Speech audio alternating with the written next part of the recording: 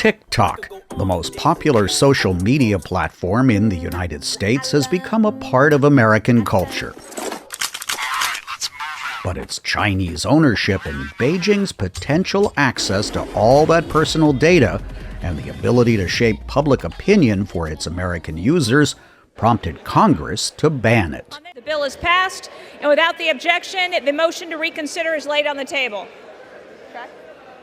That happened despite TikTok's chief executive officer, Shouzi Chu, appealing to his platform's American users to fight against the legislation. Protect your constitutional rights. Make your voices heard. Barring a reprieve by the U.S. Supreme Court, ByteDance, the Chinese company that owns TikTok, is to lose access to its largest market on January 19th, notes University of Minnesota Associate Law Professor Alan Rosenstein. Assuming the Supreme Court upholds the law, unless the Trump administration can find some workaround, which I'm doubtful they'll be able to, the choice is either sell TikTok or face a ban in the United States.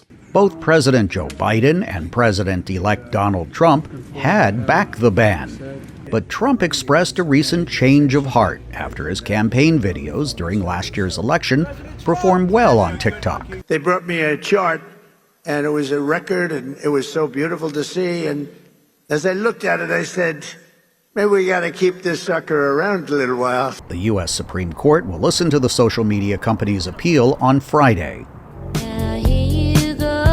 The justices will weigh the national security argument against the constitutional guarantees of free speech for ByteDance's American subsidiary and its estimated 170 million users in the United States, explains Professor Rosenstein. That's one dimension of the conflict, but in another sense, it's also a fight within free speech itself, because one thing the government is arguing is that one of the dangers of having Chinese ownership of TikTok is that the Chinese government would be able to manipulate the algorithm and therefore distort the speech environment itself. Canadian investor Kevin O'Leary says he has informed President-elect Trump that he's nearing a deal to buy the U.S. assets of TikTok that would save it from being banned. I wanted to let him know, as well as others in his cabinet, that we're doing this and we're going to need their help.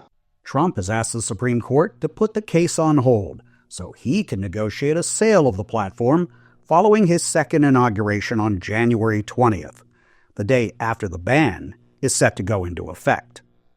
Steve Herman, VOA News, Washington.